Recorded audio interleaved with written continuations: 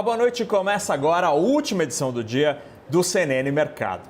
Quinta-feira de forte queda no mercado financeiro no exterior. Em Nova York, as perdas superaram os 3%, mas aqui no Brasil o tom foi diferente.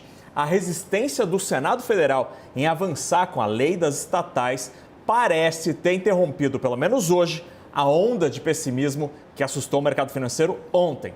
Nos negócios, o dólar subiu ligeiramente com a percepção de que os países ricos, a começar pelos Estados Unidos, vão continuar subindo o juro. Juro em alta nos Estados Unidos significa dólar mais forte, dólar mais caro. Hoje, subiu um pouquinho mais aqui para R$ 5,31. Na Bolsa, o Ibovespa ignorou o tombo de Wall Street e terminou o dia praticamente no 0 a 0. Sobre as bolsas no exterior, a gente fala daqui a pouquinho. Nos juros futuros, aqui no Brasil, todos os principais vencimentos terminaram o dia em queda. Esse descolamento do Brasil com o restante do planeta veio com o sinal de que os senadores não querem avançar com a nova lei das estatais que foi aprovada na Câmara dos Deputados. E sem o aval do Senado, o texto que flexibiliza as regras de gestão das estatais não vai para frente. E assim, as companhias acabam sendo preservadas. O mercado financeiro entendeu esse recado e as estatais reagiram. O Banco do Brasil, como você vê na tela, subiu quase 3% e Petrobras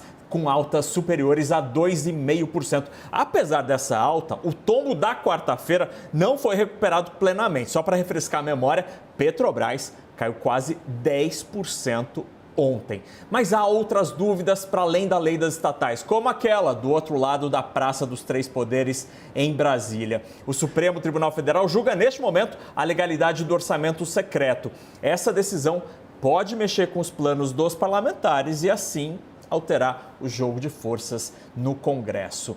Entre as maiores quedas do dia, as companhias aéreas lideraram com a decisão de pilotos e comissários de uma paralisação parcial da categoria a partir da segunda-feira. Gol caiu 6,5%, CVC Brasil, agência de turismo, com queda de mais de 4,5% e Azul perdeu mais de 3% hoje.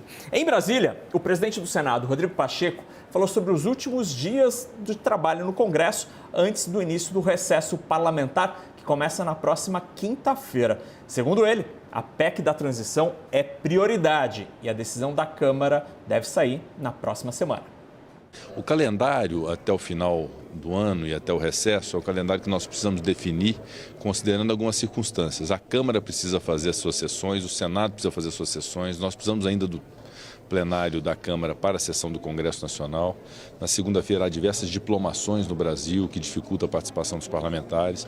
Então nós estamos com muito trabalho e poucos dias até o recesso parlamentar para poder deliberar sobre tudo. Mas evidentemente que as questões prioritárias serão tratadas ainda esse ano e uma das prioridades que nós temos, não há dúvida alguma, é a PEC da transição, que o Senado Federal já aprovou e a Câmara dos Deputados está no seu tempo discutindo e eu acredito que até o início da próxima semana possa ter a decisão da Câmara. Uma notícia boa, um dos maiores processos de recuperação judicial do Brasil foi encerrado e a empresa, estou falando da operadora de telefonia Oi, conseguiu se reerguer. Esse tema está em destaque no site da CNN Brasil. A recuperação judicial da Oi começou há mais de 6 anos, quando a empresa disse literalmente: devo, não nego, pago quando puder. E assim a companhia renegociou dívidas de 65 bilhões de reais, com mais de 65 mil credores. Uma das principais medidas desse processo foi a venda da Oi Móvel, a operadora celular, por 16 bilhões e meio de reais para os 3 grandes concorrentes, Claro, Vivo e TIM Brasil. A partir de agora, a Oi vai apostar as fichas em fibra ótica, serviços às empresas e também infraestrutura de tecnologia da informação. Fora da recuperação judicial, a ação da Oi, como você vê na tela, disparou na B3, alta de quase 30%. Vivo e TIM Brasil tiveram ligeira queda no dia de hoje. Eu falei que ia falar do exterior e vou falar agora. O dia foi de fortes perdas por lá. Mais cedo, o Banco Central Europeu elevou o juro da região, a taxa Selic dos europeus da zona do euro, em 0,5 ponto para 2% ao ano.